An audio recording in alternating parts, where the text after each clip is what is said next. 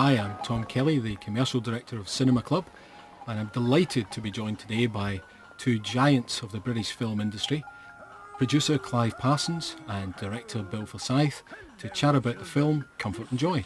Welcome, gentlemen. Hi. Hi. Bill, if we could start with you, where did the idea for Comfort and Joy come from? Well, we made the film, I think, in 1984, but the original idea had occurred to me quite a long while before that, maybe about a decade before, when local radio first started in the mid-70s in Glasgow, Radio Clyde. And so many things changed just with that one thing. I mean, it gave Glasgow, it gave, Scotland a whole kind of new identity, a whole new sense of itself. And that was a very exciting thing to see the city suddenly having a personal identity, a kind of self-reflecting identity, through the radio. So that idea sat in my mind for quite a while. The idea of a local DJ who was a specifically local character. The idea that you could be famous within a 40-mile radius. You didn't have to be famous worldwide. That kind of feeling, and also the old kind of cliche idea of the radio DJ as a solitary character, living in his little studio and talking into the night. All these kind of sentimental ideas, they were all there as well. But it was, and the idea of someone losing a relationship, the breakup of a strong relationship, that was there. What wasn't there was the ice cream connection, the ice cream war connection, and that was quite a few years later before it occurred to me that these two things could work together. And that, once again, that's a very specific Glasgow thing. It's a well-known fact that people in the west of Scotland and Glasgow specifically have the greatest sugar intake of the Western world. You see people going out in their vests in December to an ice cream van in the snow, to get a double nugget. I don't know if it happens anywhere else. So the ice cream war thing was the missing ingredient, if you like, and so say 10 years later, around about 1983, I decided to combine the two of them, the two ideas, and that's where it came from. And Clive, how did you get involved in Comfort and Joy?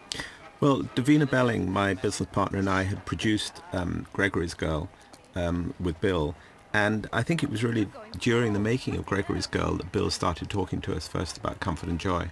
In fact, one of the sort of things that kick-started the script, I think, a bit after Bill had sort of put it away for a while, was the fact that while we were shooting Gregory's Girl, almost every scene got interrupted by ice cream vans with their jingles, and we would constantly have to stop, wait for the jingle and then shoot, and that made all of us pretty furious with the ice cream men of Glasgow, and that was where we first got involved. I think I remember that now that you mention it, Clive. The idea, I think we said, well, the only way to get around this is to put the ice cream vans into a movie, and then we wouldn't be we wouldn't be fighting to get them out. Yeah. You shot the movie in Glasgow, and yet the character, is he from Edinburgh in the film? Not to my knowledge. No, he's kind of non-specific. He was to my mind, he was a Glasgow character, because I say that was part of the fun of it, is taking up the idea, because I say overnight in the mid-70s, local DJs in Glasgow became instantly famous, within that kind of broadcast radius around the city.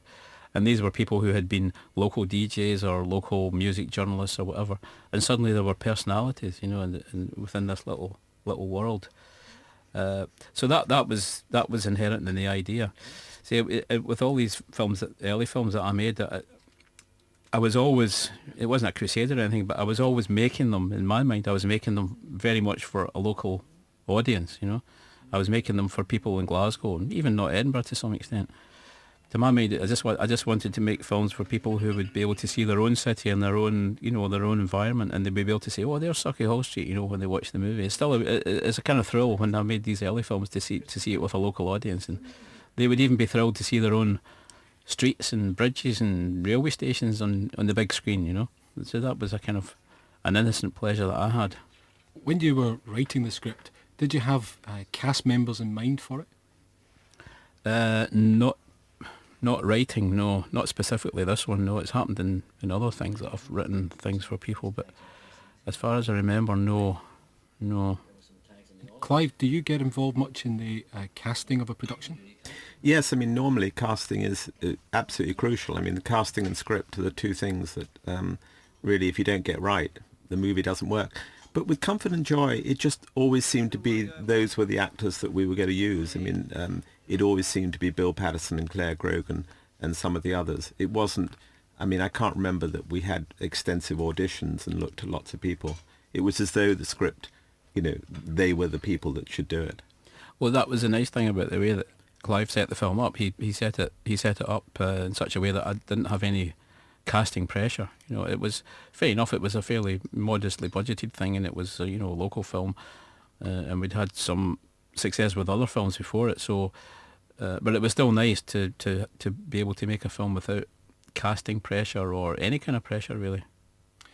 Just watching the film, why is Maddy a kleptomaniac? Because she's needy, I think. Because she's just demonstrating a need to this guy that he's not picked up on. I think that's the way I rationalised it.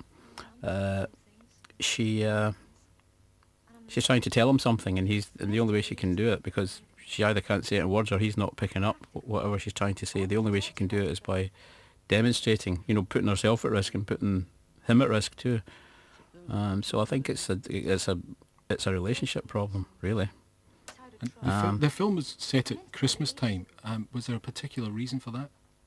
Well, it's just the idea that, once again, it's the DJ thing that, a DJ is someone who works on Christmas Day when most people are having the day off, and it's that lonely thing, that, figure in the studio alone again. And it's also a time of year where, the cliche is that everyone's supposed to be happy, but nobody is. Everyone, family squabbles, or, people who are lonely or whatever. And as in the case in the film, a kind of relationship breakup. It's just to kind of milk the situation, the situation where the world is supposed to be happy, but individually it's not. Kind of at the time, famously, when we were making the film, most of the crew knew that this was quite a personal thing to me, that this had actually happened to me. There's no reason why I should deny it now, 20 odd years later. But it did actually happen when I was a bit younger. I was living with someone, and this event actually took place. She turned up with her brother-in-law in a furniture van one Sunday night and moved out and left me in an empty apartment. But did she realise at the time she was inspiring a movie? Maybe she wouldn't have done that if she well, had. As I say, this was about 10 years later. But the happy ending is that we're back together now. That's wonderful. We got together after 29 years. Wow. And we're having a wonderful time. So this is a little bit of my personal history. Just taking a slight step back, Clive, how did you originally get involved with Bill? On Gregory's Girl, Bill's agent, Anthony Jones, who's a really great literary agent, had suggested to Davina and me that we should look at Bill's first film, That Sinking Feeling, which was made in Glasgow for absolutely no money. And Davina and I saw it and just thought it was wonderful, and that the director was very talented. And as a result of seeing it, we met Bill, and he very diffidently gave us the script of Gregory's Girl, saying that it's this script that I've written that you probably won't be interested in, but you might like to have a look at. And we read it and both wanted to do it immediately. And in fact, even though Bill was a relatively unknown director then, it was an easy film to set up, because everybody recognized what a great script it was. And I think just within a matter of a few weeks we were able to put the money together and start production on Gregory's Girl. And could you talk us through the producer's role on Comfort and Joy?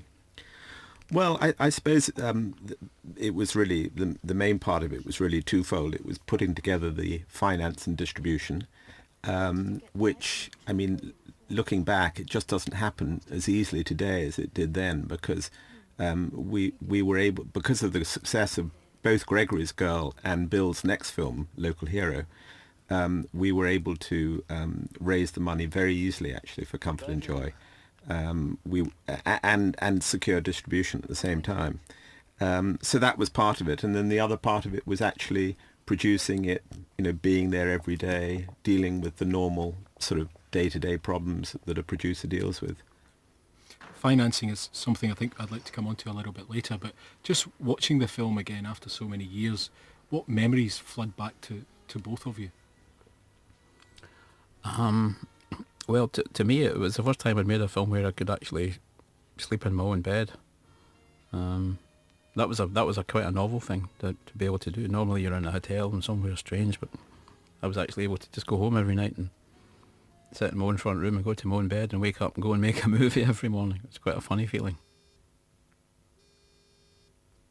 Clive, anything? Well, for me it was really, I guess the first movie that we'd made where, although we didn't have a huge budget, we had enough money to do what we wanted. I don't think there was any occasion on Comfort and Joy where the film suffered because of a lack of money. And this was really because by then, Bill had such a great track record as a director and writer that we weren't making it for some ridiculously small amount of money where we had to make all sorts of compromises. So I don't think there were any either creative or business compromises, which was wonderful. At the time of the theatrical release, I think the tagline was a serious comedy. How would you both describe the film? I suppose that sums it up. I don't know if that's a good thing. I think with hindsight, I would think that you have, if you're going to make a comedy, you should just go out and out for the comedy of it and let the message kind of ride on top of the comedy. But I was trying to do something, I suppose, a bit unusual. I was trying to actually make a film about a fairly downbeat human situation, but try and build comedy round about it, and try to use the comedy to give insight into the downbeat human situation. So I suppose it was experimental to that degree. These scenes set in the radio studio are very realistic. Was it actually filmed at Radio Clyde?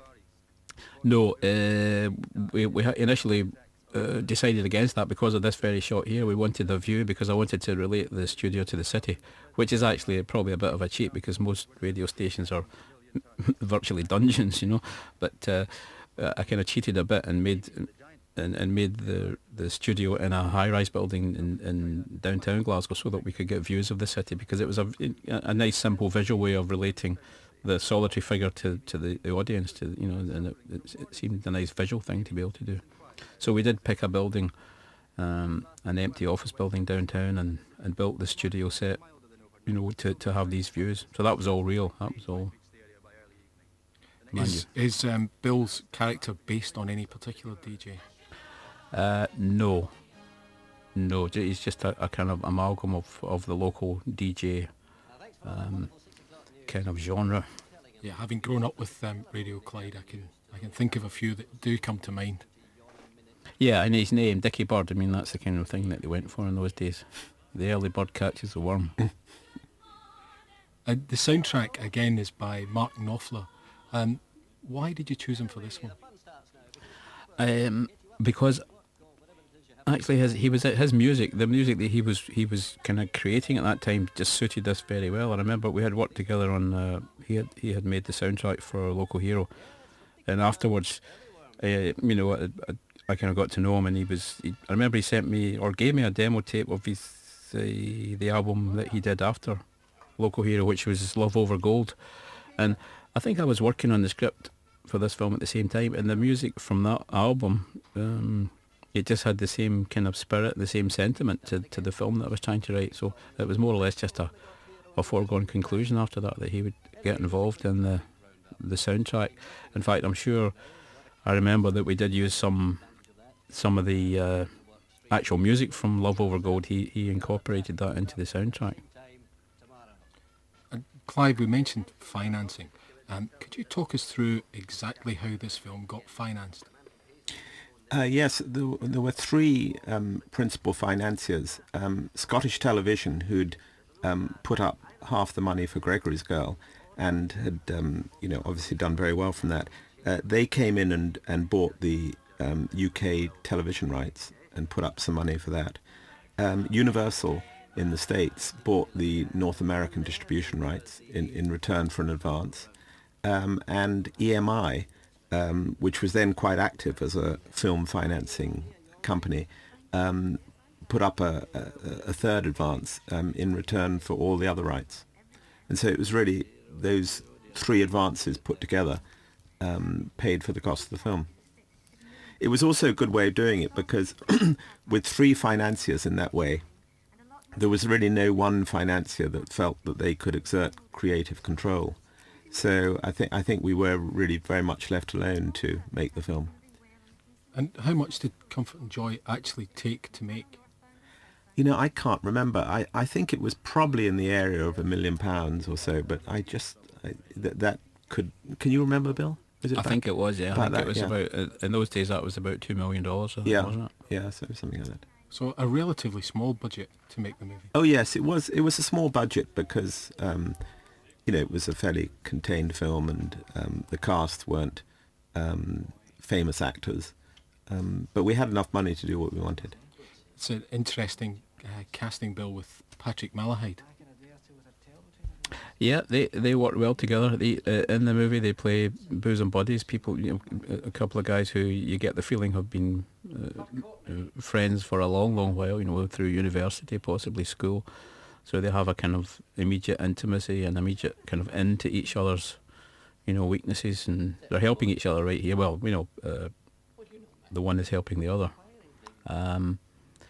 So yeah, that was. I think they knew each other. I think they'd worked before, and that certainly helped to get that immediate kind of bonding thing.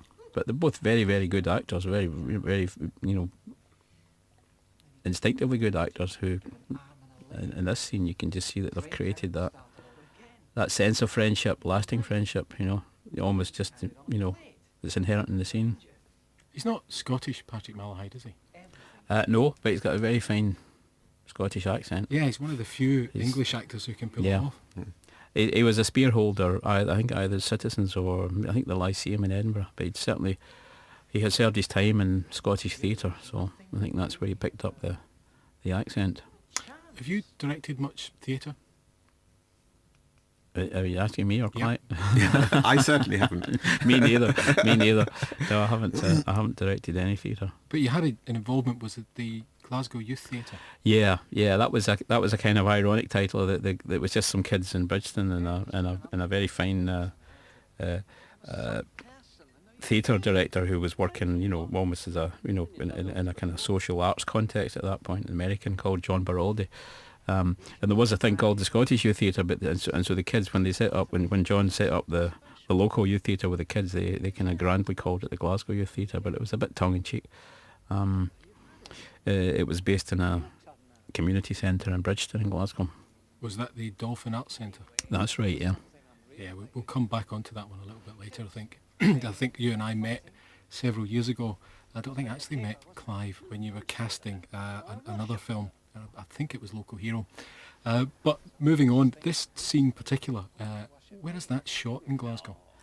That's the south side somewhere. Once again, it's getting the cityscapes, because Glasgow's it's a city for me anyway. Part of my, part of my connection with Glasgow is its cityscapes. It's its horizons, because it sits in a valley, and from a very early age, I've always kind of left the city and looked back at it. It's almost as if you can get a sense of your life contained inside that city. So at different periods of my life, I've always gone and stood outside and looked down and said, well, my life's in there. There's my girlfriend lives, there's where I work, and that kind of thing, and actually mapped out. You can map out your life in that way. That's partially what Glasgow means to me, and it's interesting. I say I haven't seen this film for a couple of decades. It's interesting to see that we've actually used it in that way. I think it's the more time you spend away from Glasgow or from home, I think the more close you feel to the place. I certainly know when I go back driving across the Kingston Bridge when it's lit up, and there's a couple of shots in the film later with that in it, it just sparks so many memories. Well, you see, you're lucky you actually left. I actually still live there, so I don't have that sentimental attachment to it anymore. Have you spent much time in Glasgow, Clive? Really just the time I spent when we were making Gregory's Girl and Comfort and Joy. Gregory's Girl, of course, was made in Cumbernauld, so although I lived in Glasgow at the time, I had to trek out to Cumbernauld every day. And Cumbernauld is not the greatest place to spend 10 weeks making a movie. Clive, please. That could be deleted afterwards. But Glasgow was wonderful. I loved being in Glasgow for comfort and joy, and enjoyed it tremendously.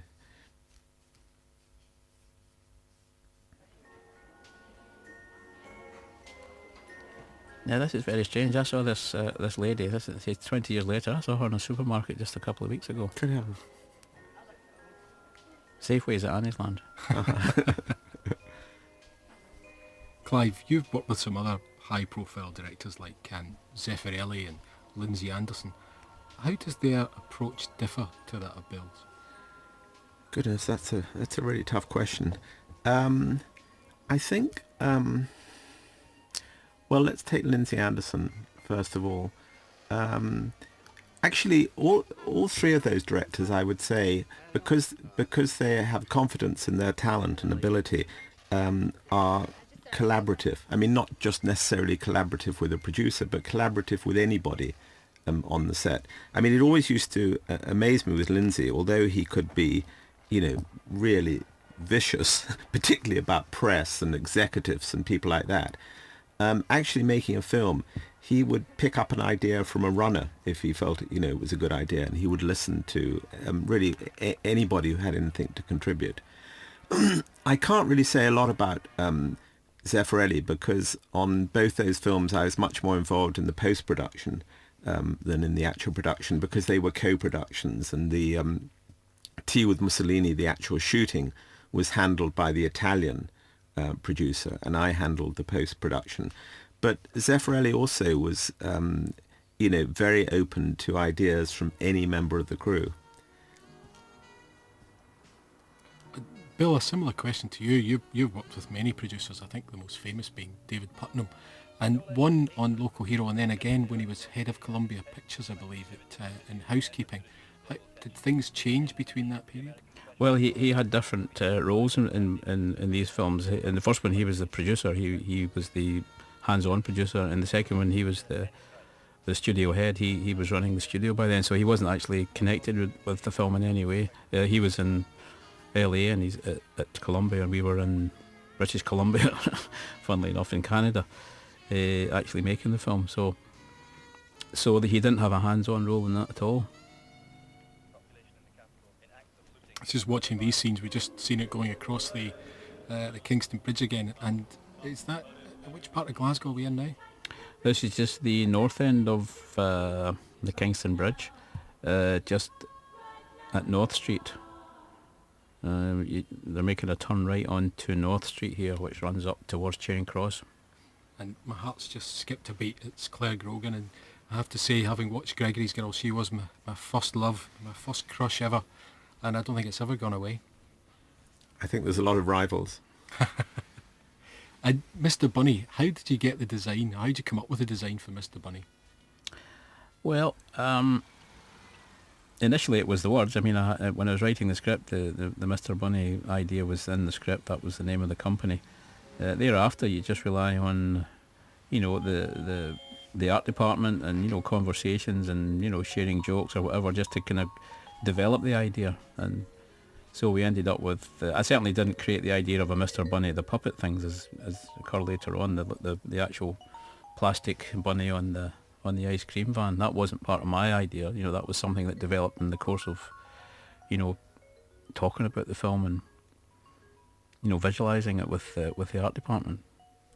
I think we're heading up to Springburn way.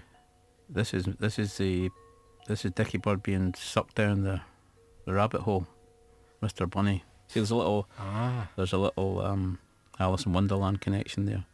He follows the bunny through the hole, and he's in a different world now. And the car, obviously, or maybe not so, but were you trying to get across the older man trying to keep a bit of youth with the kind of sports car? It wasn't so much that. No, he wasn't the older man in my mind. In that, in these days, he was, in his 30s and whatever. This is the 80s, the early 80s, when it was that go-getting decade when cars were starting to take on that status symbol role. Porsches and BMWs, and this was the top of the range drop-head BMW. So it was quite a statement. This was the time when the City Whiz kids were first earning their first bonuses, and the whole Thatcher thing was starting. So it was more that it was more a kind of general statement about this local guy who suddenly had some money and was starting to display his wealth, if you like, and then the whole situation of his life being not very substantial behind that display. That was the point of it. I remember we went to BMW and asked them, if they could give us a couple of cars. We needed more than one because of the crash that comes up later. And they were really helpful. I think they provided the car free or something like that. But it was interesting. They told us at the time that because they're on a car like that, there are so many optional things, that you can have, that there are no two BMW cars that are the same. Because, if the colour's the same, something else won't be the same. If they're both automatic, there'll be something else. So there were all these different... To actually try and find two cars that were identical was, almost impossible. I remember Clive is such a good producer. He even managed to get a deal with me on BMW. He got me 10% off the list price for a 6 Series. And that's very true. I had to wait like 4 or 5 months while they kept on phoning me up and said, "Do you want a spoiler on it? What colour do you want? Leather and things." The thing the joke was it was such a special car. When it was finished, I didn't feel it was worthy of it. I sold it within about 3 months. The scene we've just been watching, I think, is one of the funniest in the films. It's so typical of Glasgow humour. Mm. No, just to get back to the car thing, the idea was that the car because through the course of the film, the car gets more and more damaged. It gets vandalised and crashed and whatever. And the idea was that the car is a kind of symbol of Dicky Bird's psyche, personality, and as he disintegrates, his car kind of disintegrates with him. That was the kind of thing that we said to each other, when we were plotting the deep layers of the film. Yeah. Actually, I think even see Mr. Bunny there, see one of his ears is dripped. You have to take care of every detail. It looks as though it's perpetually raining or about to rain, doesn't it? In Glasgow this time. I can't remember whether it was, but it's wonderful, that lighting. Chris Menges was the DOP, and he did a really fabulous job. It was a hard job to do too, because it was November. We shot in deep winter. It was November, December. Yeah. And so he wasn't creating these misty images. He was actually working with them. They were real, and he was just as well as working to get an exposure, he was working to make it to create a real atmosphere with it. So, Bill, how did you actually get into filmmaking?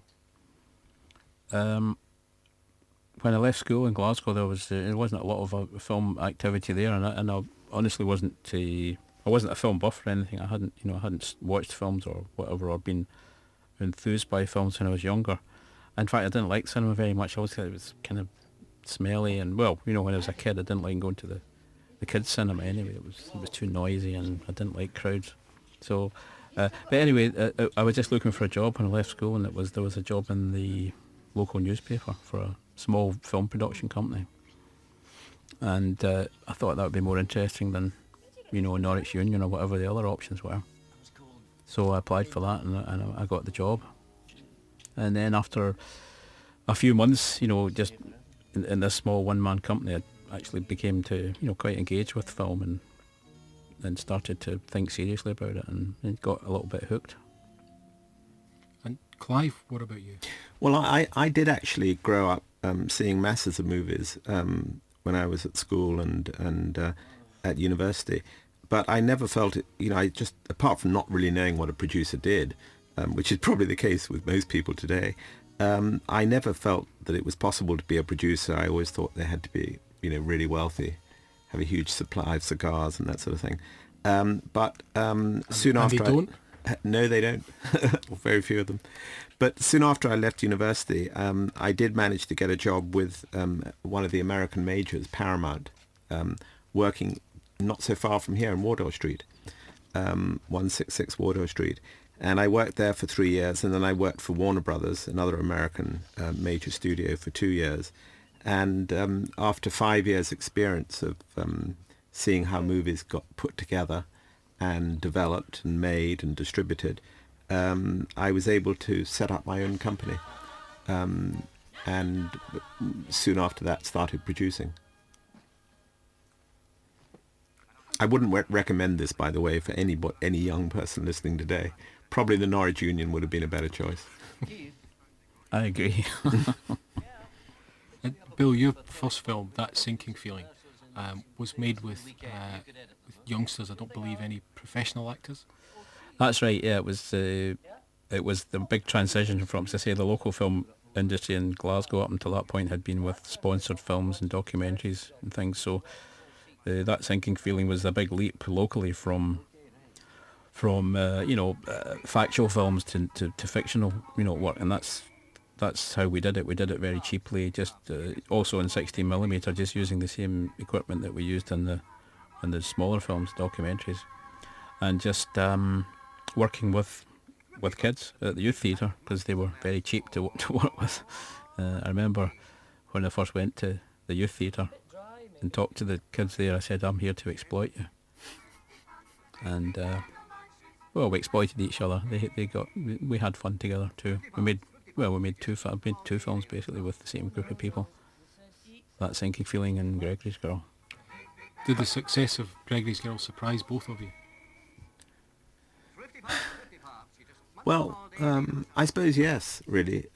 In that, partly you never really expect a film to be successful, but also with Gregory's Girl, which a lovely thing happened really, which was that just having been so involved in it, I don't think either Davina or I could really see what it was, and it wasn't actually until my parents saw it and my wife saw it and a few other friends saw it. I remember we had a screening. And everybody said, this is an absolutely wonderful film, the best film you've been involved with. It suddenly sort of opened my eyes.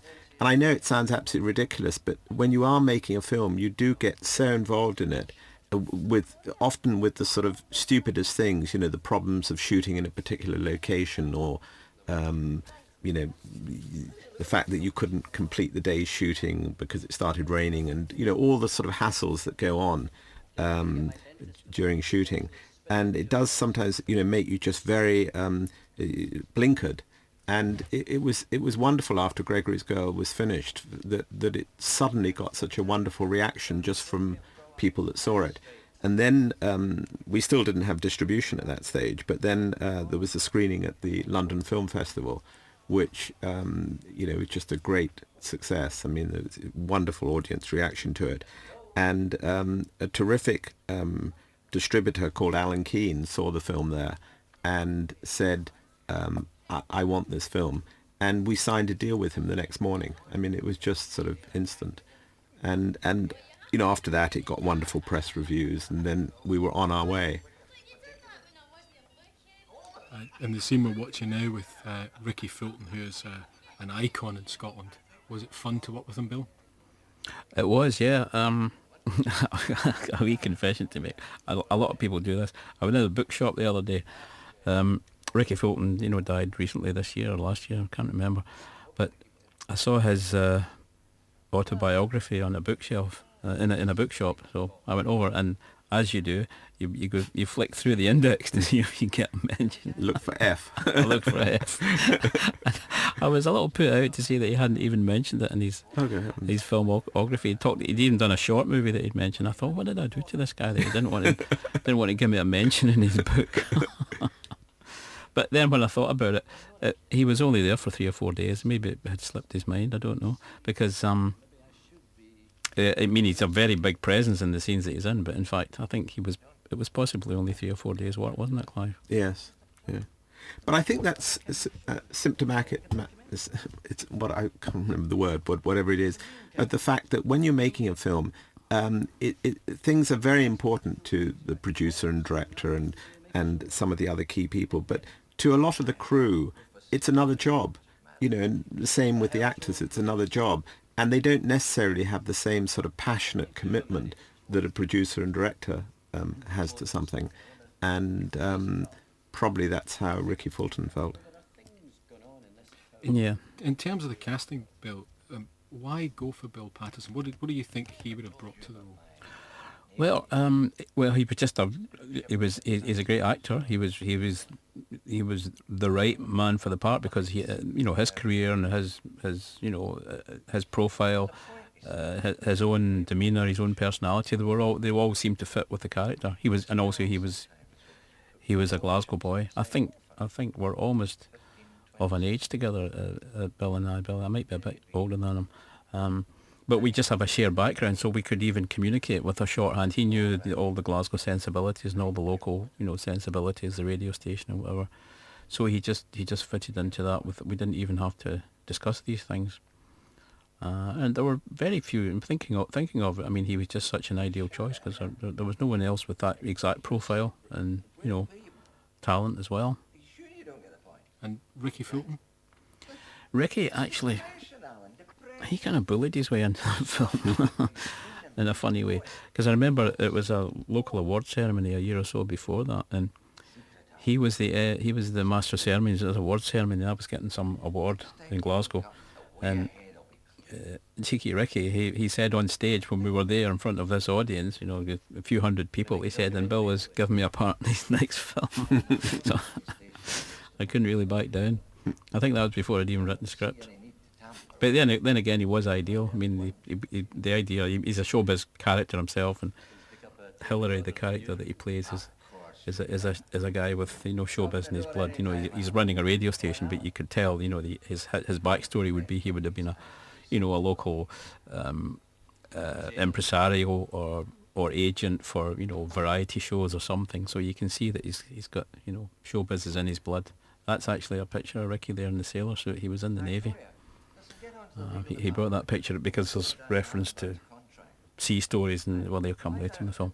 But he was in the Navy, and I remember that was one of the touching things he did. He brought that photograph in and said, "This will look good on my desk because it's me in a sailor suit."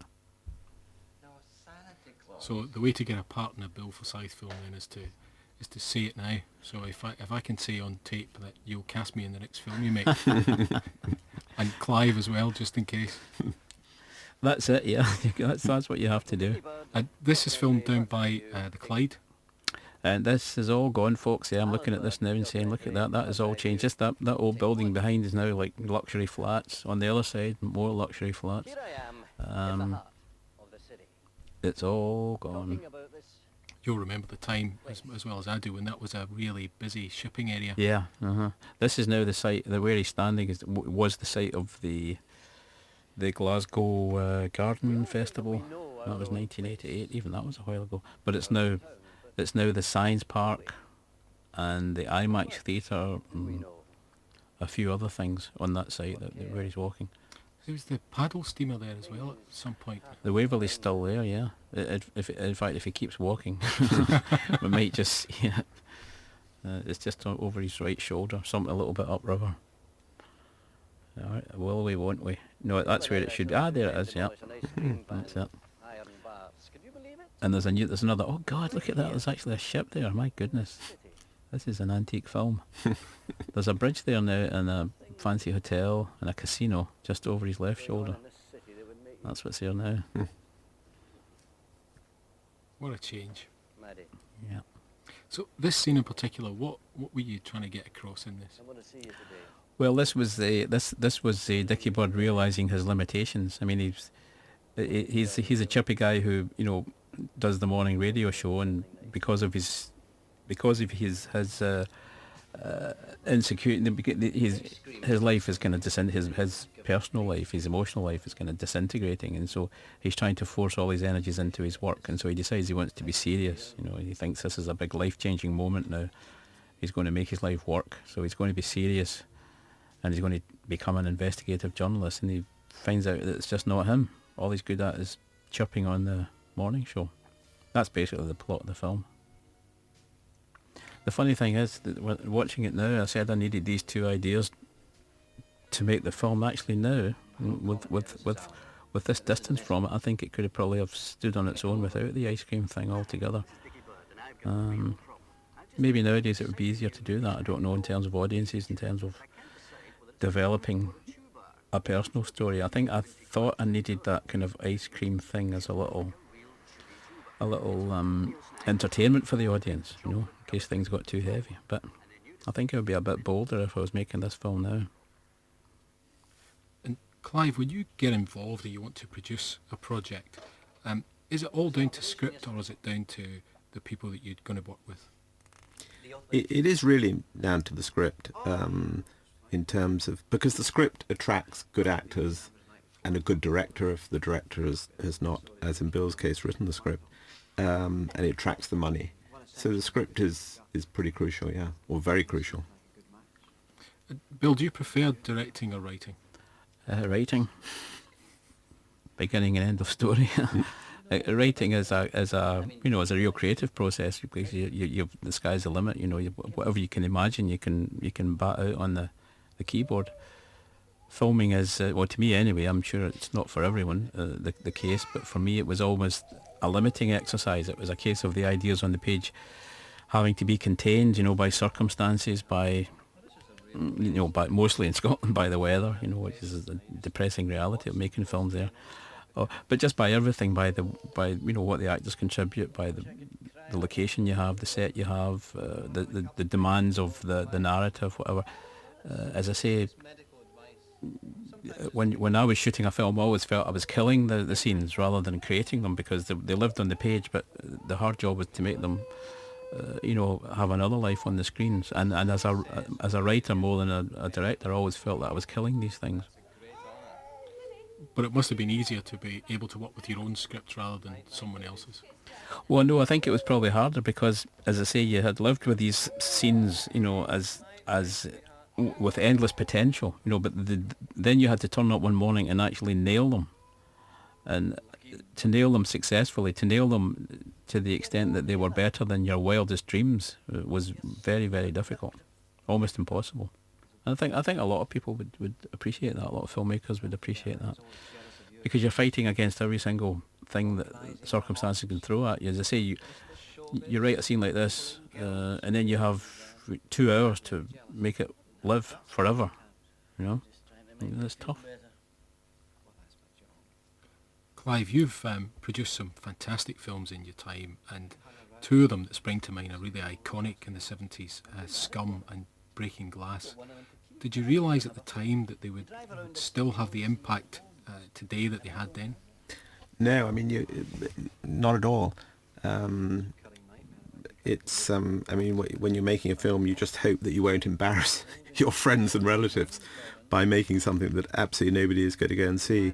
When it works, that is one of the wonderful things about making a film, in that it's always there. I mean, it will be there in 200 years' time. If you put on a stage play, however great a production it is, it will be over soon, and there's really no record of it.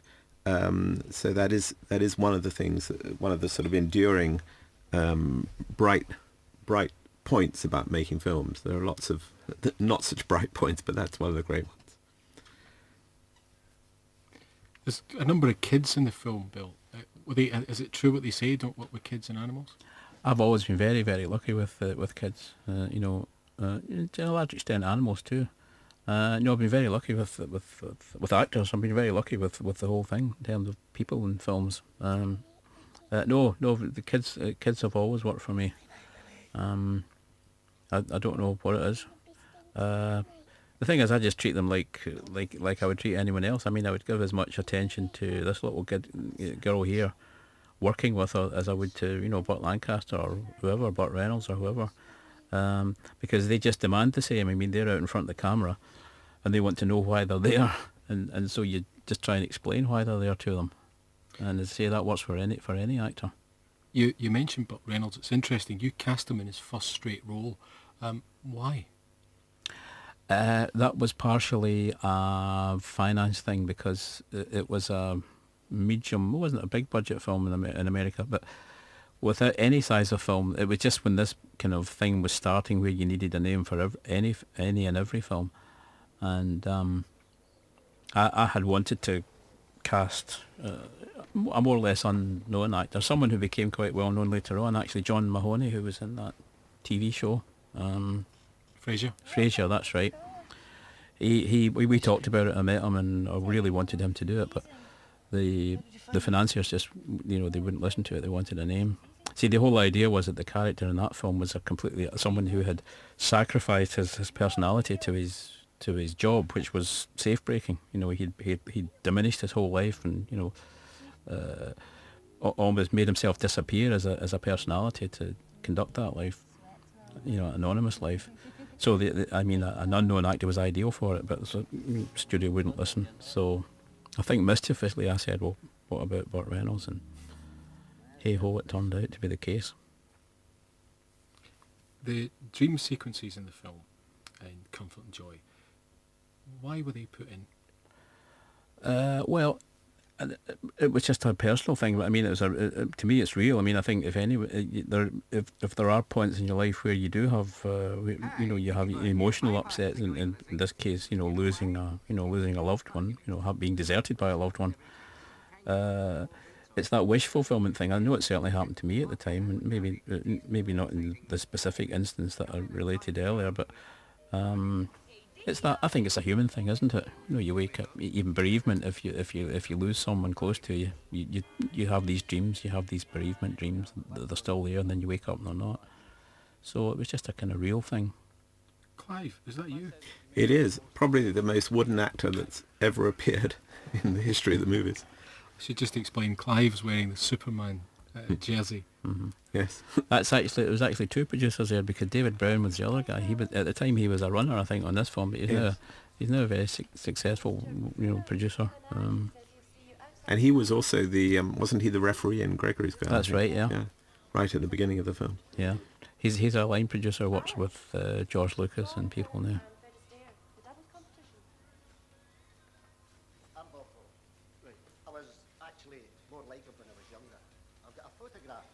This is a lookalike thing. I remember my original idea for the lookalike thing was that the idea is that there's a lookalike competition at the radio station, and so all these people turn up and say, I'm Frank Sinatra, or I'm so-and-so. My original idea was that we have someone incredibly famous actually sitting in the studio lobby, and Dicky Bird comes in and mistakes the real person for a lookalike and says, hey, you've really got that down, that's really good. So we tried a couple of people. We tried Sean Connery. I remember phoning him, and he was at home in Spain at the time, trying to coax him to Glasgow in November for a weekend, and he said no. And I think Davina also talked to Dustin Hoffman. Yes, and I spoke to Christopher Reeve, who was with his wife, who was having a baby in hospital. Well, Dustin's excuse, I remember at the time, was he was doing Death of a Salesman there. He was doing Willy Loman in the movie, actually. And he said he had changed his hair, he'd shaved his hair and things like that, and he didn't want to give the game away, by turning up like that. So they were all excuses, of course. So we ended up with just local people who looked like nobody. Where did you get all the ice cream vans from? I think there's a place in Glasgow that makes ice cream vans. Yeah, there would have to be. They were probably all second-hand ones. Clive probably got them for nothing and probably sold them back to the guys for more than he bought them for. I wish.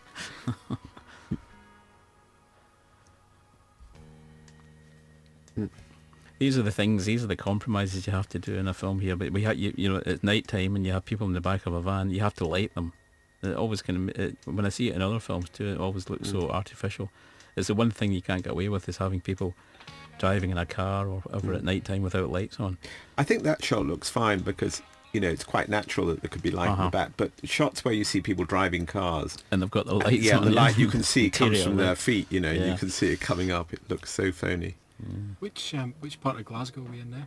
This is Clydebank. It's an old creamery in Clydebank. Thank you for coming, Mr. Near the what is it called? Well, there's a big near John Brown Shipyard, actually, not very far from that.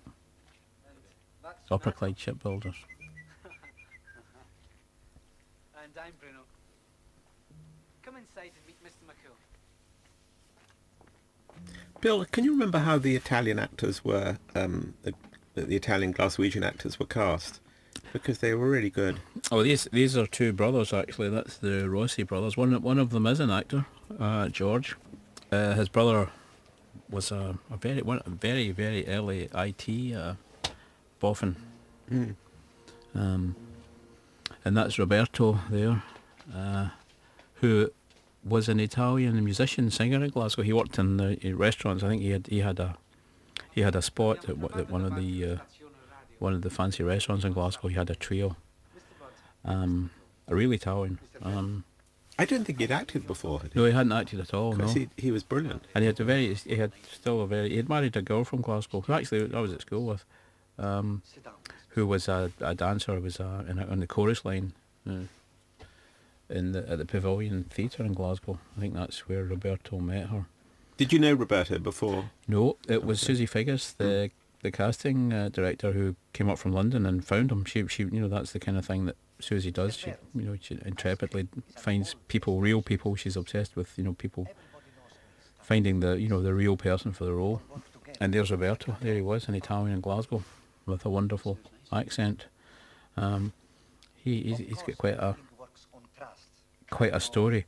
He grew up in I think it was Sardinia, one of the islands off Italy, and he said that he and his brother used to write songs, and they lived up in the hills, and they used to cycle down once a month with the songs that they'd written and give them to some song dealer on one of the towns in the island, and he would take them and he would pay them for them, and they would get $15 or whatever for their month's work. And one of the songs that he sold in that way was Come Prima. Oh yes, right.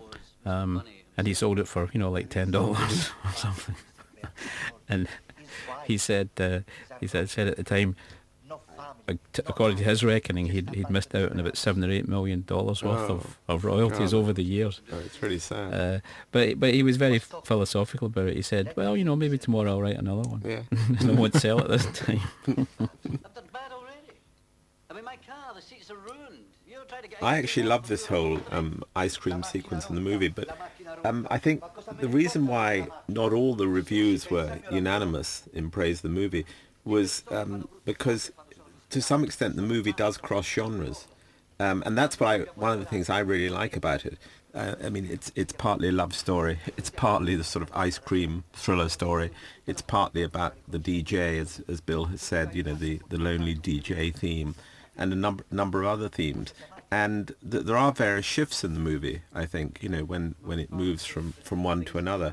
And to me, that makes it really interesting. But I think that some people find that hard to deal with the movie. I think they're just not clearly enough signalled. They're not they're not well enough presented in the film to because I think you have to just lead the audience a little. I mean, my big problem as a filmmaker was that I wanted to be obscure. I wanted to make the audience work for things. Whereas I think, in general, I should have gone a little, further along the way of helping the audience, see what was there or appreciate what was there, and entertain them as well. Because in a way, I mean, when I was making the film, in a way, in my mind, all these scenes with as I said earlier on, that we saw Dicky Bird disappearing through the tunnel with chasing, the bunny, and so you're into a fantasy land. You're into you're into Wonderland there. And so there's always a question, well, there was a question in my mind as to whether these characters really existed or not, or whether they were all in his head, whether he just really lost it, whether he was actually having a complete breakdown. That would have been entertaining if the film had actually used that, had utilised that whole idea of whether this was real or not. But I was just wanting the audience to have fun playing with these ideas. So maybe I was just a little too hard on the audience. Do you think the theatrical reviews were difficult because people expected another Gregory's Girl or a local hero to come from Bill Forsyth? I really think it's a problem with the film. I think the film just was not worked well enough, or it wasn't worked hard enough, and I think the problem was was the fact that I had made one or two successful films, and you get to a certain stage as a filmmaker where people think you can work all the miracles, and so you're allowed maybe a little bit too much leeway. And I think the problem with this film is it needed another draft. It needed another draft of the script, and it needed me to be really put to the test in terms of bringing the script to the screen. I think it's just underworked. There you go. There's a confession for you. You made this film after Local Hero, which was probably the most successful of all your films. At that point, you probably could have written your own ticket on any movie you wanted to make. Did you get any interesting offers? Probably, but I can't remember them. Yeah, I honestly can't remember them. Yeah, but I was so involved in my own things that I probably would get a phone call from my agent asking me if I wanted to do this or that, and he would know. Invariably I would say no. So I think he was also fielding a lot of things, at this time. So yeah, but there's nothing that I call. I can't say, well, I was the guy who didn't direct. So I can't remember the names, but there certainly were films that I turned down. Clive, is there anything you've passed on that you wish you'd gone and done now? Yes, there certainly is, but I'll have to think about it and come back to it because I can't remember. But no, there's certainly been movies that I wished that we had a chance of doing and we didn't do. And then you find out, you 2 years later, it's really successful. But Bill, have you only directed somebody else's script once? Yes, and also that wasn't really so much. It was pretty well my script because by the time I'd rewritten it. And Breaking things, in, right? Yeah. Yeah. It was a John Sayles script that had been on the shelf for I think 10 or 12 years, so it needed reworked. And I know John read it afterwards and said, "Well, that's fine. Whatever you've done to it is cool by me," because he was the guy at that stage who he had two careers. He survived by writing scripts, I think, for other people or doing script work for studios and things, and also he made his own films. And that particular script was one that he was quite happy to let go of, because he'd written it for money.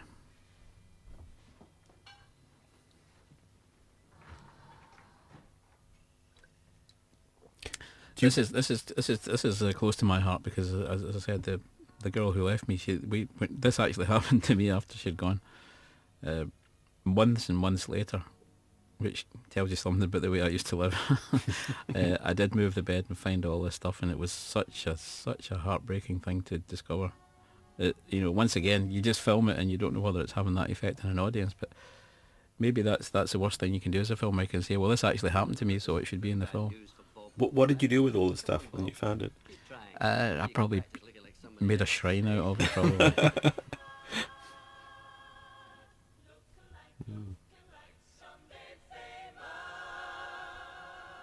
Just getting back to your question, Tom, it isn't that we turned down the Harry Potter films. We weren't quite that stupid.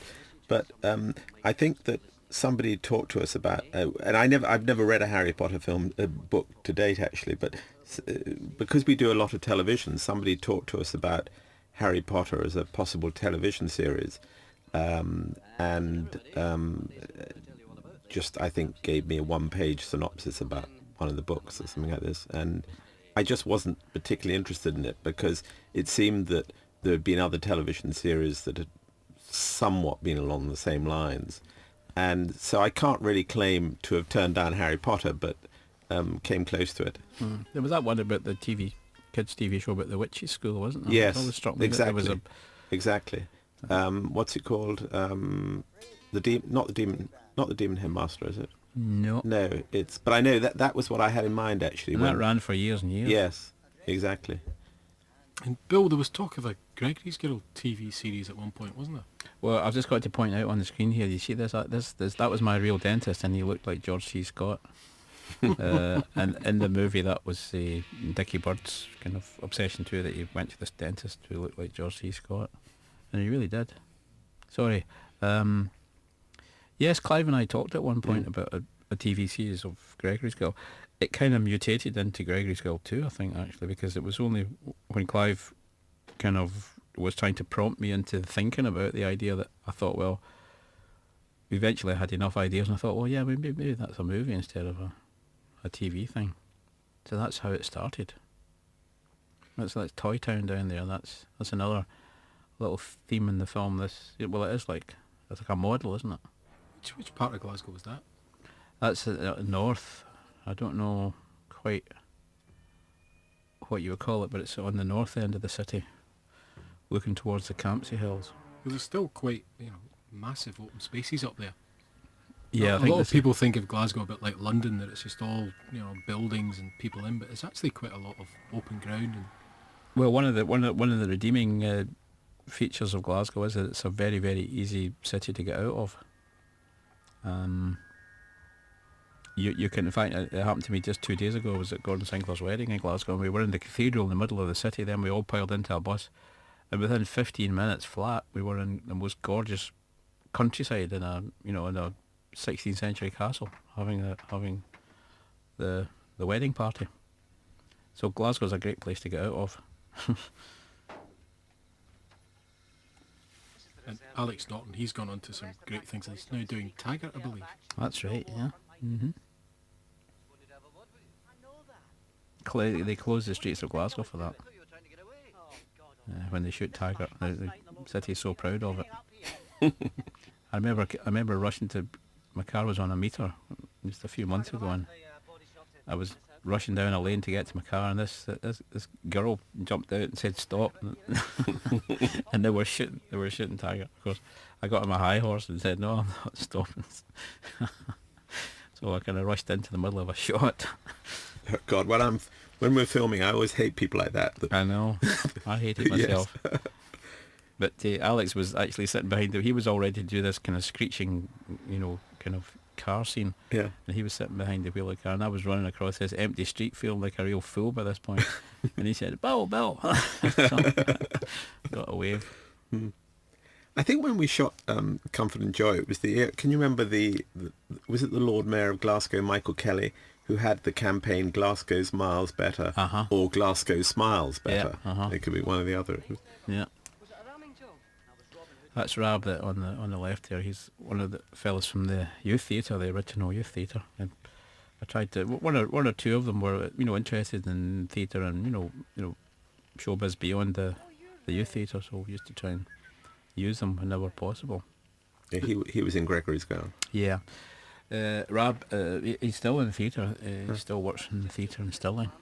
I'll get Rod to bash it out and slap some paint on it. Oh no, please, I'll fix it tomorrow. Suit yourself. It'll cost you a fortune to get fixed. Is this the point you were making earlier, with the car just slowly but That's surely? Right, it's starting to disintegrate, yeah.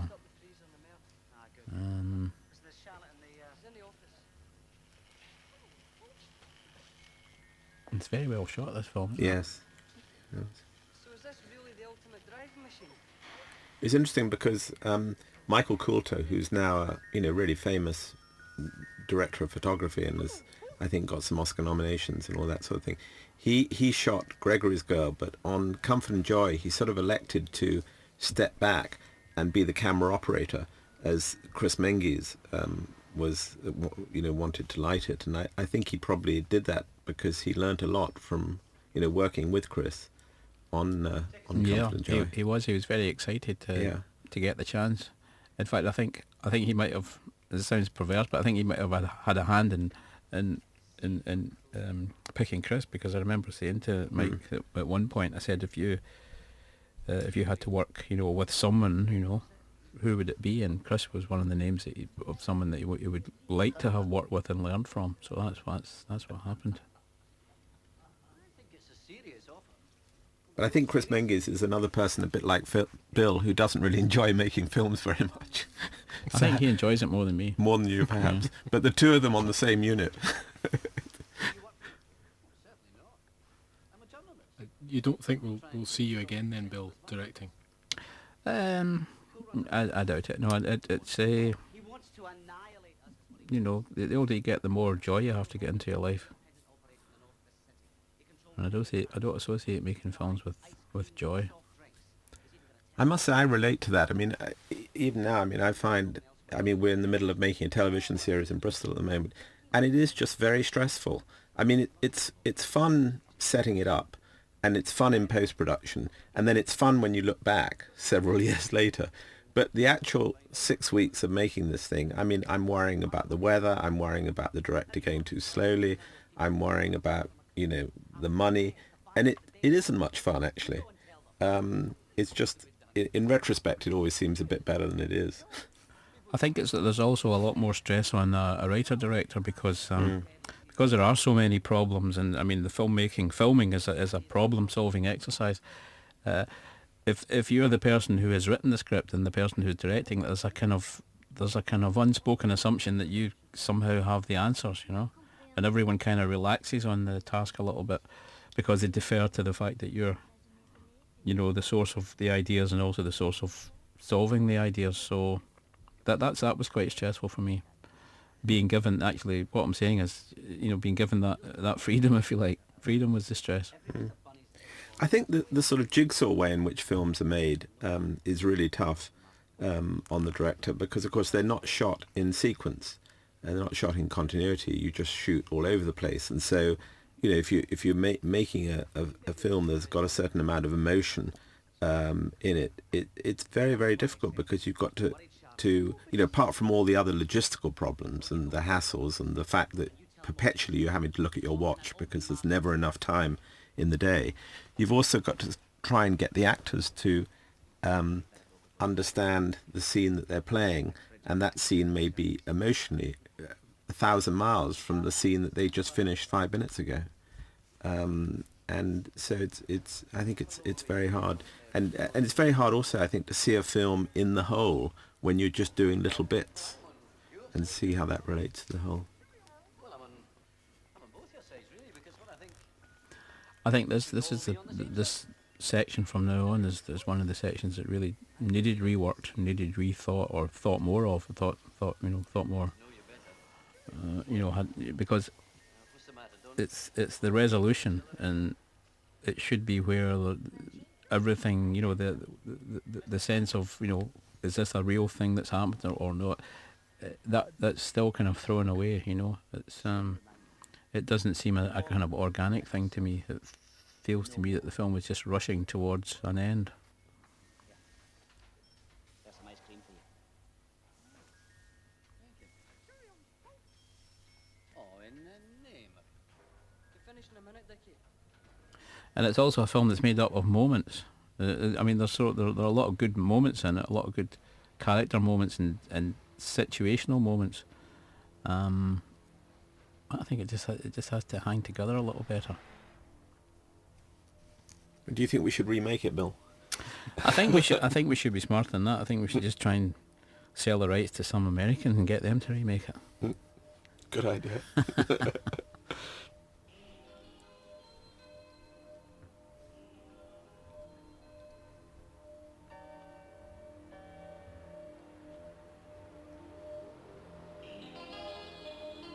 I'd really forgotten how much of the film is nighttime. Yeah, absolutely. Did we have a lot of nights? We must have done. Well, the thing is, in Glasgow at this time of year, it gets dark at 3 anyway. So I think we had a lot of Extended. starts. Yeah, we start at lunchtime instead of extended and long work days. through. Yeah. Because that's what it really was. It was total twilight there. Mm. It was like diving into a tunnel for the shoot there, and you coming out at the other end. The nice thing was we finished, I think, just about a week before Christmas or something. Mm-hmm. And it was there was such joy in finishing, when the pressure stopped, and also just being close to Christmas. I remember talking to Robbie Coltrane at the time about it. I was trying to describe this feeling of a lot of work, suddenly the release from intense work, and also Christmas, and being able to go shopping and things. And he says, "Yeah, I know what you mean. You're tired and loaded." The scene going over the Kingston Bridge, did that take long to film? Not long at all, because I think we only had a very short. The police gave us a very short time to be able to use the motorway there. So what do? They close it off They did, because they were worried about safety and things, so they closed it off for, I think they maybe gave us an hour or two. And what time of day would that be? It was late night. Mm. Yeah, it was late night or early morning. Sometimes the best things actually happen when you've got very little time, you know. So everybody is totally focused. We have to do this shot in an hour, and that's all the time we get. And very often it works out well. Whereas if you've got lots of time, somehow you screw it up. This place? We went there. Where? And the other thing is you can waste time. It used to happen to me a lot that I would get obsessed about one You asked me to help you. one tiny element of a scene, you know, and it might be something in the background or an extra or something, and it become obsessional, and I would maybe waste half the time, half the allotted time just trying to fix this incidental problem rather than address the actors or what the scene was doing. And it's very easy to get sidetracked by things. Were there any scenes that didn't make the final cut?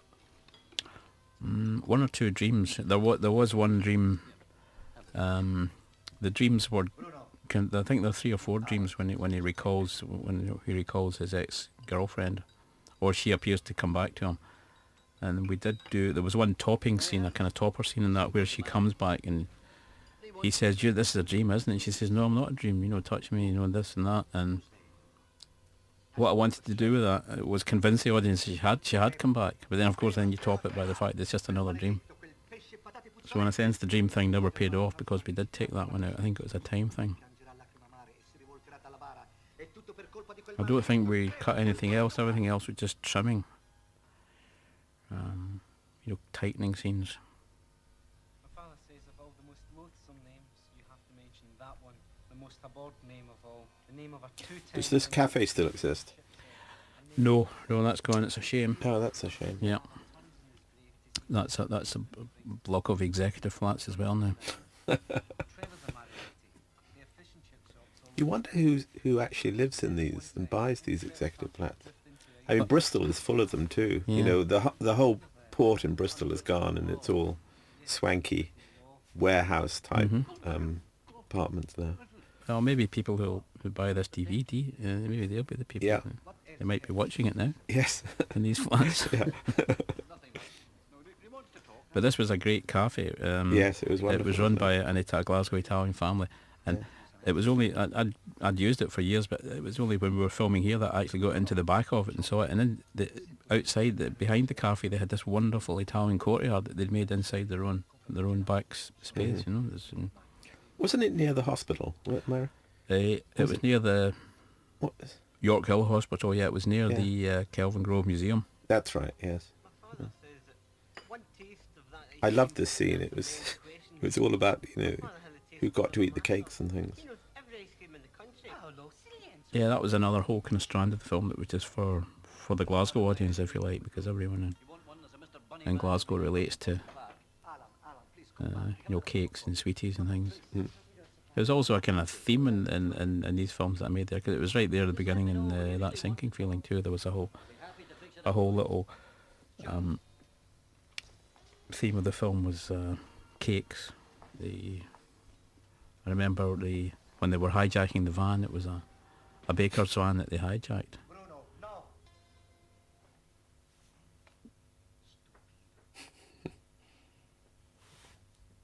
It was announced in Moscow today that Mamie the giant panda died in the night. Earlier this week, zoo officials were rejoicing at Mamie's confirmed pregnancy.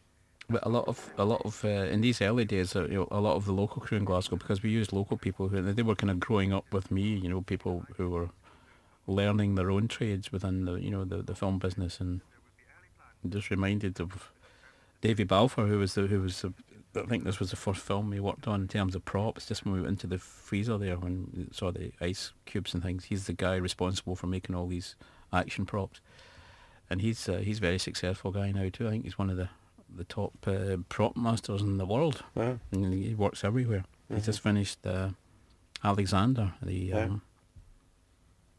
who made that? Oliver Stone. Oliver Stone, yeah. In fact, I went to Pinewood. They were selling off some of the props, and I managed to get 1 or 2 props from them. I've got a couple of the stools that Alexander sat on in his big tent. Ah. Who plays Alexander in the movie? Colin Farrell. Oh, yeah.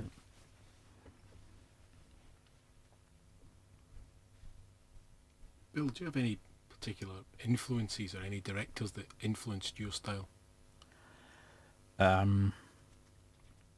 Not filming style, because filming to me was always to say, solving problems, and I wasn't someone who turned up with a visual style or whatever. I didn't have any of that. It was always a business of making the camera serve the action for me. See, I was coming from the kind of literal end, and the literary end, if you like, from the script into the film. But in terms of filmmakers, yeah, I used to make out that I was influenced, but I didn't make films anything like them. But I mean, for instance, Robert Altman and people like that, I would have claimed to be influential.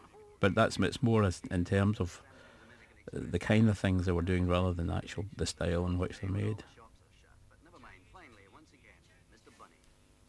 Was that sinking feeling the first time that you'd actually filmed anything, or had you done? It was, yeah. No, Yeah. the first time I'd put actors in front of a camera, yeah. It was, yeah. And as you said, Mike Coulter at that time, he hadn't ever shot any any dramatic stuff at all. It was just documentaries that we made. So we both kind of were jumped in at the deep end there. How many days did you have to shoot that sinking feeling? 3 weeks. 3 weeks. The crew worked on it for the local crew in Glasgow. Everyone gave me their time, because we didn't have a budget for it. We made it without money, and the crew collectively said, "Okay, we will give you 3 weeks of our lives to make this film." Because it was a time when it was in '79, when it was just before the general election where Thatcher came in, and so they all knew that they had work. At this point in April we had to stop because the general election was going to happen. So I had 3 weeks basically with the crew, and it wasn't a matter. I couldn't actually go beyond that because they were all going to disappear to go back to their jobs. What was the relevance of the election? Well, they were all local crews, and they would be working. They would get work, film work, filming the news. And I whatever. see, stuff like that. Yeah, the crew. It was just a time when freelance crews were going to be busy. Mm. And there's another little visual thing. We found Yes. the psychiatrist he's going up to see is obsessed with sailing, and so we found this. I think it was David Brown that found this block of flats that had kind of wavy motif on the railings on the way in there. Is that Arnold Brown? It is, yeah. He's an incredibly funny guy. He is. I've seen him on something recently. He was very. He wasn't used to the camera in at this particular time, and we had a bit of.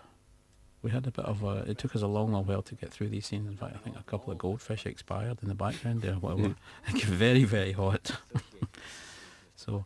We also, I seem to remember, just cast him the day before. Yeah. These scenes, he had no preparation time. He had no preparation at all. Because the actor we had dropped out. Or he disappeared. Yeah. He disappeared. That's right. Yeah. He disappeared into a Glasgow pub, I think. Are you allowed to say that? Yeah. Yes. Yes. Yeah. That's what happened. Yeah. He picked up his per diems and left the planet. And so. Yeah, the Arthur came up very, very, the drop of a hat to do this. Yeah. It was tough. It was a tough day. How did you know about him, or did Susie know about him? I mean, I know we were in a total panic. I said, Arthur, it's Arnold. Arnold, yes. No, once again, that was Susie to the rescue. Susie? Yeah. I hadn't met Arnold until he arrived on the set. Yeah. And the idea was the original actor was a Highlander, was a Highland actor. The idea was he's playing a psychiatrist, and we were just countercasting, to the nth degree with a big, Highland character. And that was the fun of it, that he wasn't interested in psychiatry at all. He was only interested in sailing. But then with Arnold, of course, it took a different route. Because he's not a Highlander. Some people won't know that are watching this, but he's actually a very well-known Scottish comedian. Yeah. Does a lot of stand-up comedy.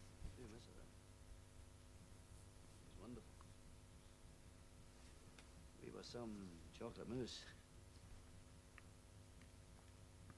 I ran into Bill Paterson the other day, in fact, at a funeral, and he really hasn't changed. I mean, he looks exactly the same. It's extraordinary. I mean, I guess we all think that about ourselves, but he really hasn't changed. It goes back to my days in the Navy.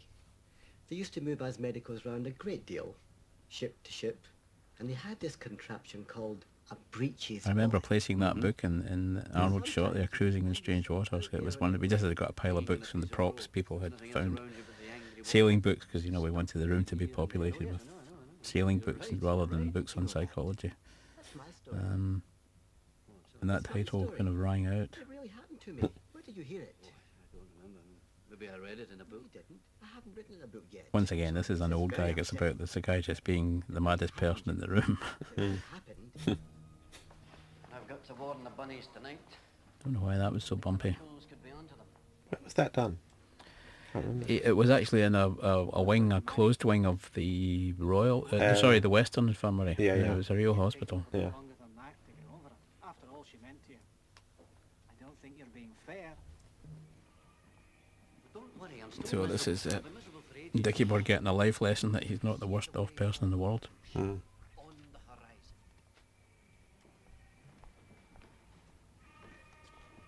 Hello, Miss Wilson. Hello, Doctor. And of course, his best pal in Dicky Bird's eyes is this guy who is functioning on all cylinders. You know, he's a doctor, he's saving lives, he's got a Bath today. perfect family life, he's got a home and children and a wife, and he's comparing his own life to what he sees as the Very pleased to meet you. accomplished life of his best pal. I listen to every morning here. I'm always awake first, and they don't bring breakfast till 7:30. Well, thank you very much. I wish you did Saturday and Sunday too. They've got that other noisy clown on then. Why, Rufus. It's funny how when you film it, a scene like this, you take over a whole hospital wing and things, and you end up you go in close on people's faces. Isn't it funny? Yeah. We probably spent about 4 or 5 hours lighting this Mm. this And dressing in dressing other patients. 10 beds and yeah. patients, and then Mm. you come in the door and you have 3 actors' faces, and then you get out again. Well, anyway, you've obviously got a great... But that's movie making. Shouldn't really be here unless you... At least it was in the 80s. It's quite a bleak hospital, Western Infirmary as well, isn't it? Yeah, it's an old Victorian place. Yeah. Keep on taking the alcohol. Check.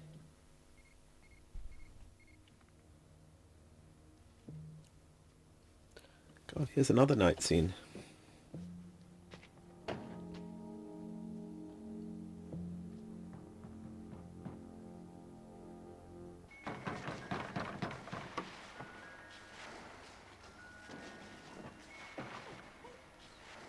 What's happening in the scene? I can't... I think he's full of resolve. He's going to fix things. He's worked out how to fix things. Track you down. I don't think he'll get too far. See, it's his own recipe. He's like a kind of peacemaker. There are these two warring gangs, or ice cream families, Nothing like a family feud. and then it turns out that they're related, and it's just a family squabble. Crazy people.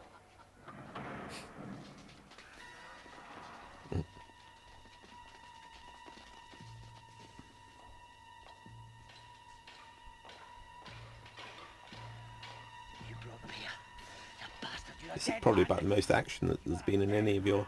I know. I was Films, I was right? thinking that I'm not very experienced with action, and it probably shows in this. How long did that scene, or this whole scene, take to film? Probably one night. I think we probably went in there when it got dark and Yeah. came out in the morning.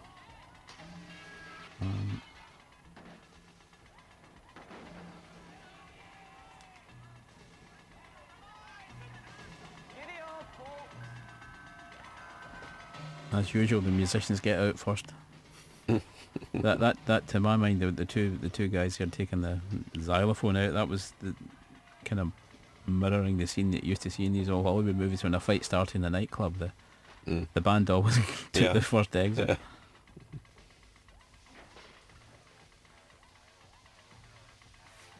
Like a bee.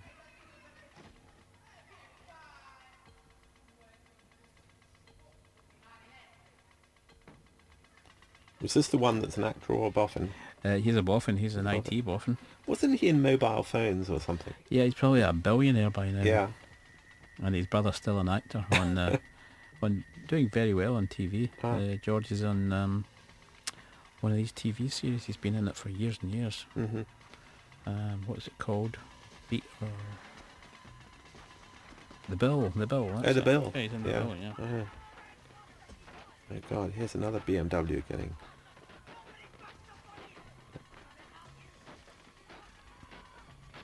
Yeah, they're going for the hood this time. It's a very tense time for us all. Yeah. We only had one hood. Yeah. And of course, these guys, these extras just wanted to beat the daylights out of it. On the first take, we had to stop them, pull them off. Oh God, the most terrifying scene I think we ever filmed was the final sequence in Scum. You know, when there's the riot in the canteen, and I mean the extras were kids, and they just really wanted to hit anything they could and bash up anybody they could. And so all the cameras we had, I think we filmed it with 3 cameras. They were sort of strategically placed out of harm's way. And then these extra, I mean, what you see on the screen is what happened in real life. I mean, they got totally out of control. And the first AD was going crazy. And these guys were really tough. And for the few hours before we'd been filming, they'd been threatening to let all hell get let loose, you know, when we started filming, and they really did.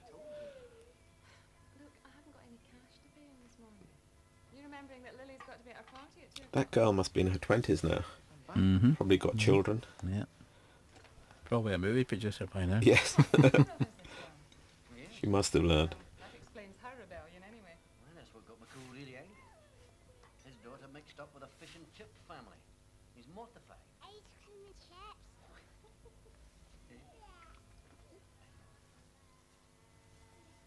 No, it couldn't work. I can't remember. I mean, now when you use children, it's really difficult because you have such restricted hours. I can't remember whether we had that in those days. Whether we had to get licenses and all of that. I think so, yeah. But I think we had very sympathetic parents there. Flexible, yeah. They were the black girls. They were Oh, that's right. friends. Yeah, so- that's right. and they just lived round the corner from that location. Yeah. In fact, their dad ended up a movie critic, I think. Oh. Or at least he wrote. He was a journalist who wrote about movies. Thank you. Well, this is to Andrew from Lily, but don't mention her name. And to a Miss Wilson in the Western Infirmary. Just lots of love from me, okay? Thanks. Which ward? Oh, I don't know which ward. Where was this filmed? Did we build this set? I can't remember. Yes, this is still the radio station. Yeah, that's. Oh, that was part of that whole thing. Yes, Yeah. the whole complex. I hadn't realised how much Billy Paterson holds this film together. You know, because he's in virtually every shot. I tend to give the lead actors a tough time because that's in so many of my films. That's the way it used to turn out, that the lead actor just didn't get a day off because the film just was, you know, totally concentrated on them.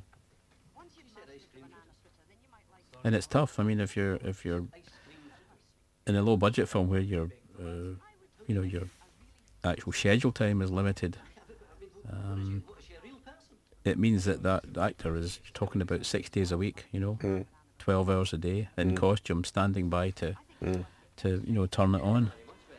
And it's just about the hardest job of all to do that. On bigger budget films, and the time stretches a bit, and there's just more time to give to things. How long did Comfort and Joy take to film? Probably 8 weeks, I think. I think we probably I think it was 8 weeks. pretty fine, yeah. And is there a rehearsal period built into that as well? Not really, no. No, it's difficult because you don't get actors coming and going. You know, you only get them for their filming days. Really, you maybe have a one day of a read through where they all actually come up to town for the one thing, and you just sit around a table and read the script. But it's not very deep experience for anyone. Do you find the read through helpful? Creatively, no. I mean, it's a kind of it breaks the ice a bit, you know. It's more of a kind of psychological thing, but creatively, no. It's never really. I've never really learned much from them.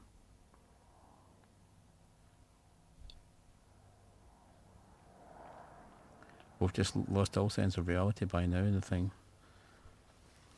I don't know what's going on. It's another car park, another Glasgow skyline.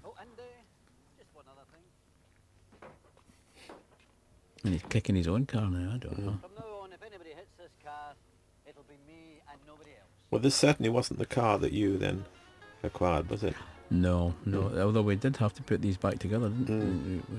That was part of the deal. Yeah, I think so.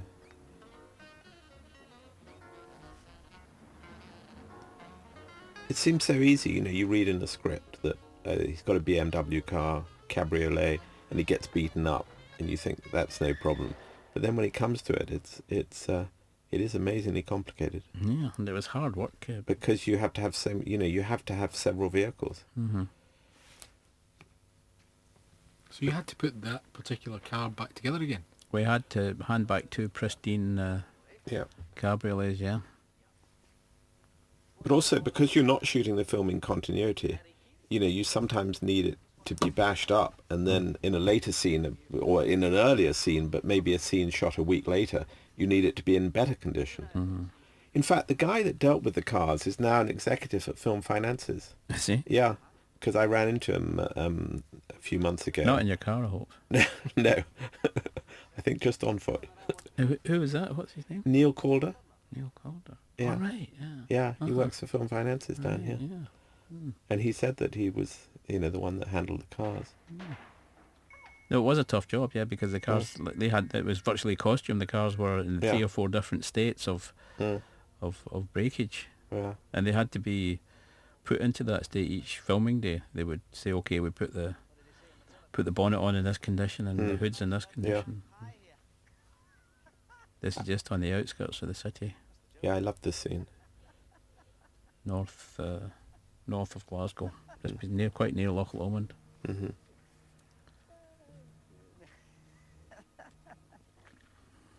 I remember acquiring that coat from the wardrobe department after we finished the film. Mm-hmm.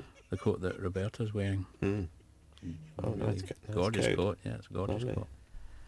I gave it to Oxfam a few years ago. I quite regret it. Hello, Uncle Luigi. How's your mother? She's very well, thanks. This has got a kind of Western feel to it. Milk bar. He's losing it by now.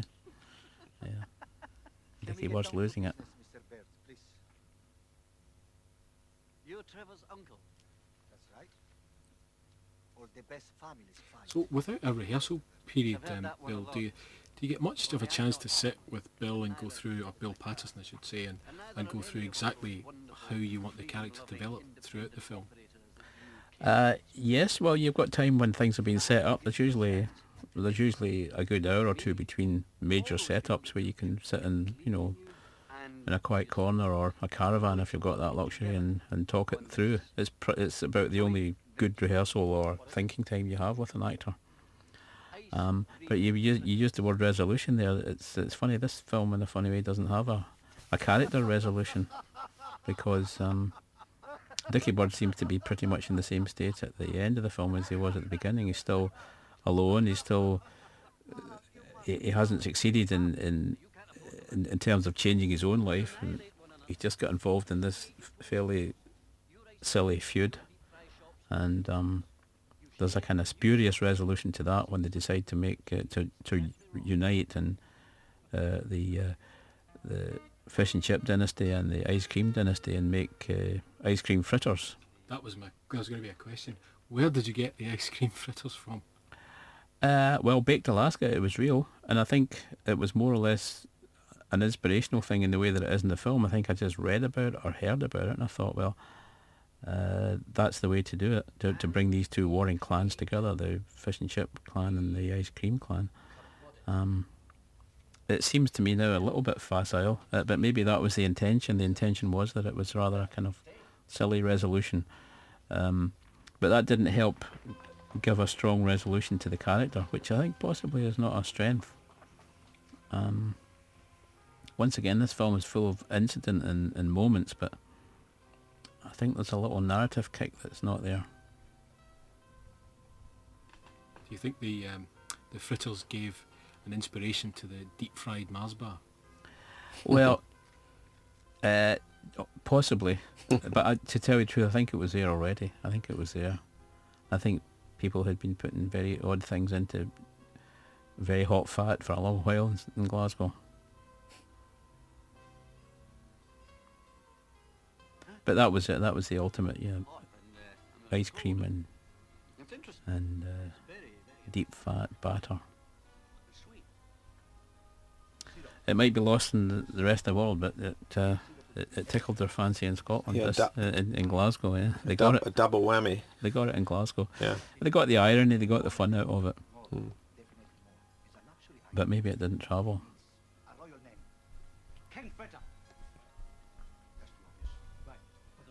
So just bringing things up to date now, Clive, you're working on a TV show? Yes.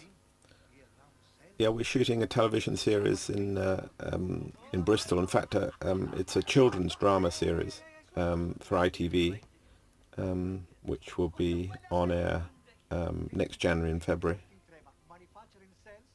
And Bill, what are you currently doing?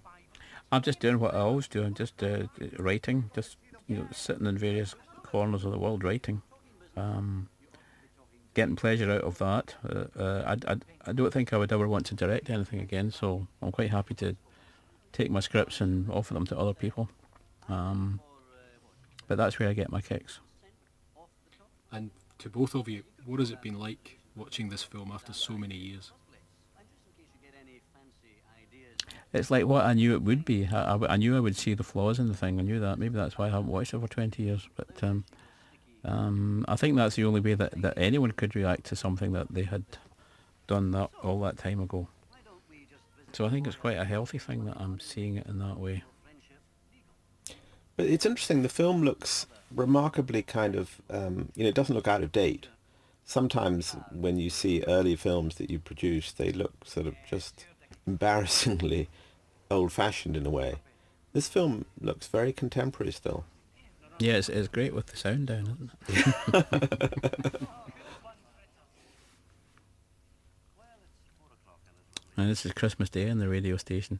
I think that's it. Must be problematic to have a film where the main character doesn't hardly change at all from the beginning to the end, which was the point of the film. I'm not saying it wasn't a flaw in the sense that we didn't spot it. I mean, it was actually the idea behind the film. It was purposeful, but I just think it might have been an ambition too far for a movie, because the whole whole convention of movies is that characters move and situations change them.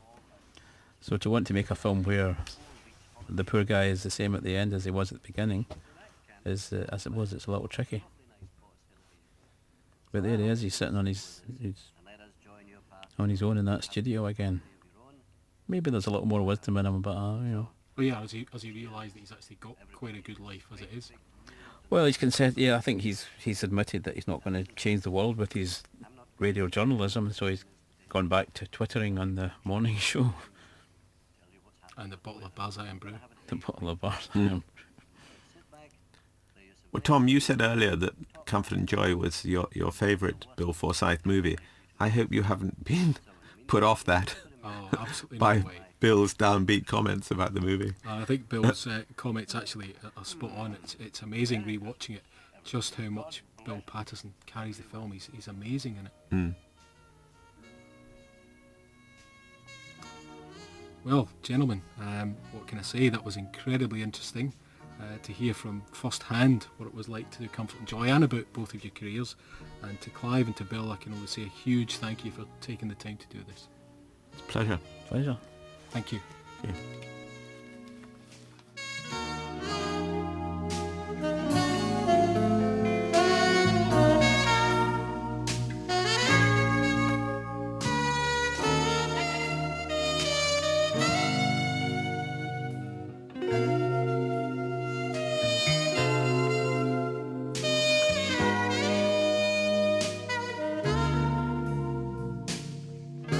Hello folks, this is Dicky Bird, and I'm here to tell you that winter will never be the same again.